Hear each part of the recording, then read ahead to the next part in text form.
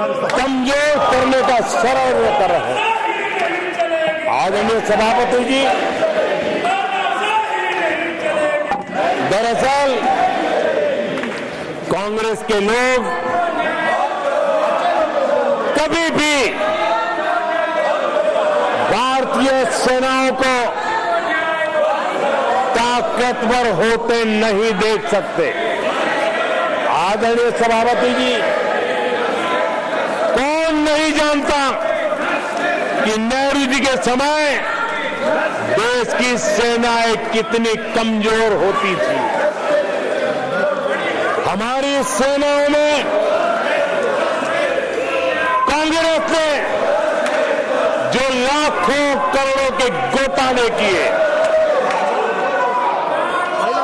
वही तरीका था जिसने देश की सेना को कमजोर किया है। कि देश की सेनाओं को कमजोर किया। जल हो, थल हो, नभ हो, सेना की हर आवश्यकता में इन्होंने देश आजाद हुआ तब से भ्रष्टाचार की परंपरा बनाई। जीप घोटाला हो, पनडुब्बी घोटाला हो, बोफोर्स घोटाला हो, इन सारे घोटालों ने देश की सेना की ताकत को बढ़ने से रोका है। वो भी एक वक्त था आदरणीय सभापति जी, कांग्रेस के जमाने में हमारी सेनाओं के पास बुलेट प्रूफ जैकेट भी नहीं हुआ करते थे।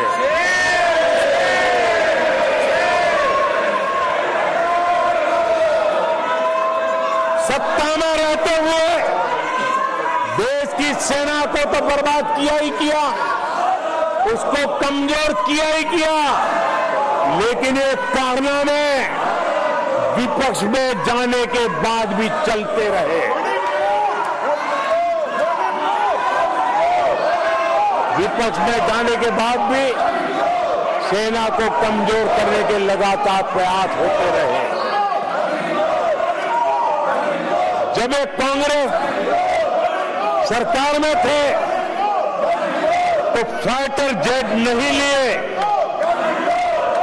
और जब हमने कोशिश की तो कांग्रेस हर तरह की साजिश पर उतर आई। फाइटर जेट एयरफोर्स तक न पहुंच पाए, इसके लिए साजिशें की गई। और आदरणीय सभापति जी, ये बालक बुद्धि देखिए कि राफेल के छोटे छोटे खिलौने बना करके उड़ाने में मजा लेते थे, देश की सेना का मजाक उड़ाते थे। अध्यक्ष जी, कांग्रेस ऐसे हर कदम का, हर रिफॉर्म का विरोध करती है जो भारत की सेना को मजबूती दे, भारत की सेना को मजबूत बनाए। माननीय सदस्यों, सभा की कार्रवाई माननीय प्रधानमंत्री जी के भाषण तक के बढ़ाई जाती है और सभा की कार्रवाई सारी कार्रवाई पूरी होने तक बढ़ाई जाती है। आदरणीय सभापति जी, समय देने के लिए और समय का विस्तार करने के लिए मैं आपका हृदय से आभार व्यक्त करता हूं।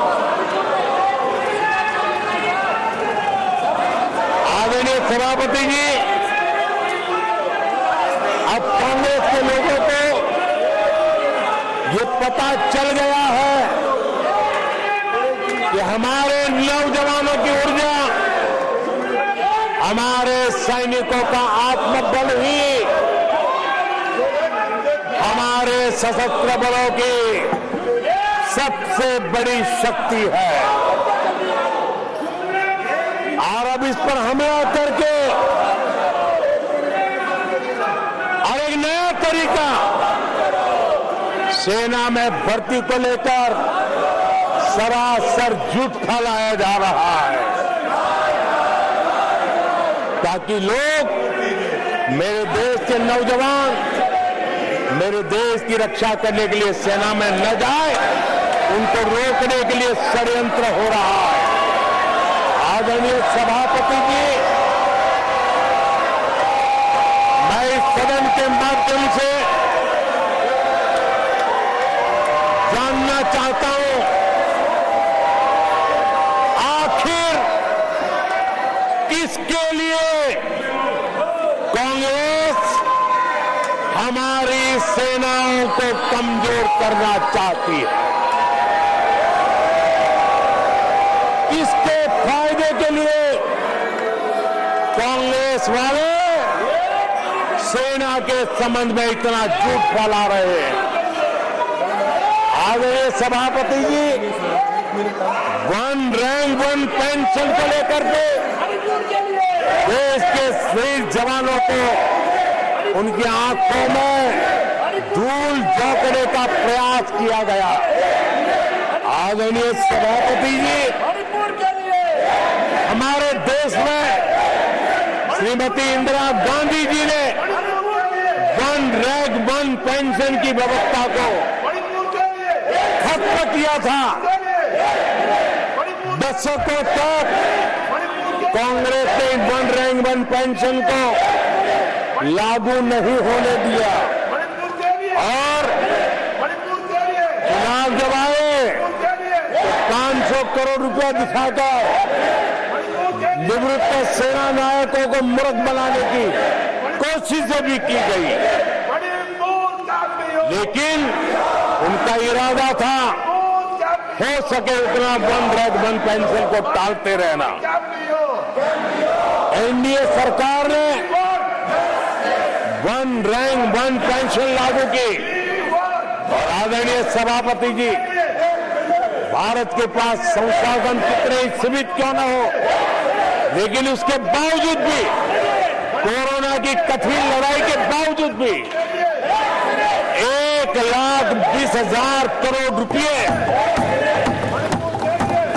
हमारे पूर्व सैनिकों को वन रैंक वन पेंशन के रूप में दिए गए। सदस्य